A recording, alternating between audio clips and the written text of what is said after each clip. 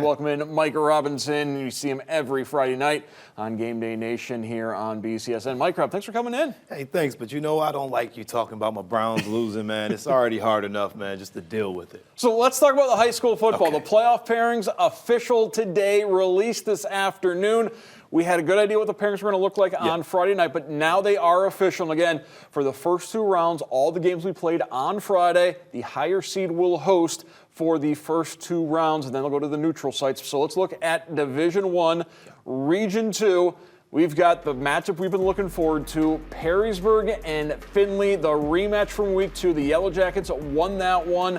And then Whitmer also gets into the playoffs as they'll travel down to the Columbus area to take on Olentangy Liberty. Mike Rob, let's start that Perrysburg-Findlay matchup. You know, I really like this this matchup as a rematch because the one thing that you like about Findlay is that they've gotten better as the season went on, or you could say their schedules got a little bit lighter, so to say. But I think they're a different team from the last time they played Perrysburg, week 1 or 2 in the season. But now that you look at it, this Findlay team, you see Montgomery's, both of them are playing at a higher level, but this team has a little bit more confidence after picking up a few wins in a row. So I'm really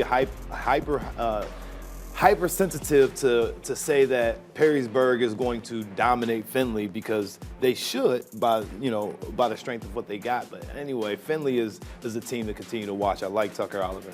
Let's move on to Division 2, Region 6. This is the region that's always loaded with local teams. Avon is your 1 seed. Central Catholic, the 3 seeds. The Fighting Irish will be home for the first 2 weeks. They open up against Ashland. Clay gets in as a 15 seed. They're going to have to travel over to Medina to take on Highland. Another interesting matchup, St. John's at Olmsted Falls. Anthony Wayne home for North Ridgeville. Fremont Ross will host North Royalton. What stands out, in Southview gets in as well as the 11 seed. What stands out to you on this one? You know, this is probably one of the thickest regions in high school football as far as talent. You know, so you definitely got to keep your eyes on that Fremont Ross versus North Royalton. That is going to be a game. You know, North Royalton has a really good defense, and Fremont has a lot of offense. So we're going to see if it's the unmovable force versus this brick wall that North Royalton has. But again, you take a look down at Central Catholic and you think about what they're going to do with Ashland. They should be able to steamroll that team and find a way to get some confidence. But for Highland and Clay, that's a game that I'm going to keep my eye on too. Is can Clay compete with this Highland team? They're undefeated. They're really good, and this is going to be a nice task. St. John's is one of those schools everybody's been saying you don't want to face the Titans in Week 1 because they have been playing well of late. So they're going to travel to Olmsted Falls, see if they can't pull off the upset. In Division 3, we're looking at Region 10. The Scott Bulldogs, for the second year in a row, they make the postseason. They'll be on the road. They'll head over to take on Lutheran West. That's in Rocky River, so this is another one of those Toledo area against Cleveland area matchups. You know, and Scott's got a chance. You know, I like their weapons. I like what Carnell Smith is doing at quarterback spot. You know, Nightwan and the rest of those guys, they're really talented, but they're going to have to play this game right. They're going to have to play mistake-free, minimize the turnovers and penalties, and I think they can hang with Lutheran West. In Division 4, we'll look at Region 14. One local team, Napoleon, they get in. Their reward, Cleveland Glenville, the Tarblooders, Ted Ginn Seniors program. I mean, I'm going to tell you like this. Glenville is the favorite to win a state championship in this division. They are really, really good, and this is probably the first chance that Glenville is going to get a crack at actually competing for a state title. So I think this is going to be an uphill battle for Napoleon, but nonetheless, great experience for them. Sandusky Perkins, the 3 seed, so they'll be home on a Friday night. Region 18, so this is Division 5, Liberty Center undefeated. They are the number 1 seed.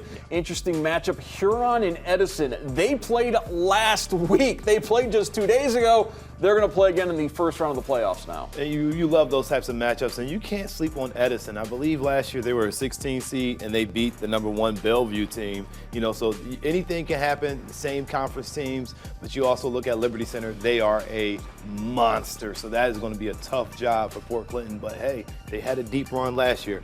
Can they do it again? It'll be a fun game to watch. Greater Northwest Ohio area, Archbold Liberty Benton is going to be an interesting matchup. Oak Harbor Genoa, they played week 2. Genoa won that game, but Oak Harbor finished strong. Rockets, the 6 seed, they'll take on the Comets, the 11 seed.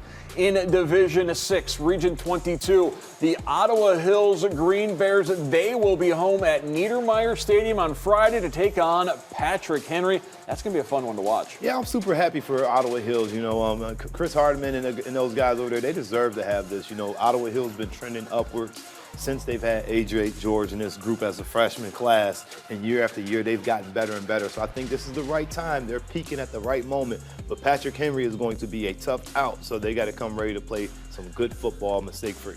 Cary, defending state champions, they're in as the 1 seed. You talked about Ottawa Hills. They beat Eden last week. The Bombers still get in Division 7, Region 26, but the reward for the Bombers, the number 1 seed, the Macomb Panthers, 9-1. Their only loss to perennial state power Marion Local. So that's your 1-16 matchup. Tiffin Calvert gets in, but they'll have to go over to Lima. You have Antwerp hosting Hardin Northern Ayersville. A lot of things going on with Ayersville right now, but they are in, taking on Delphus Jefferson. Yeah, absolutely. I'm looking at all of them. Even Gibsonburg down there, you know, they got that phenomenal young running back over there who's probably rushed for 5,000 yards so far this season. He's really good. So that's going to be a fun game to key into. But again, for Eden and Macomb, you know, Macomb can't fall asleep on this game because Eden has really good defense.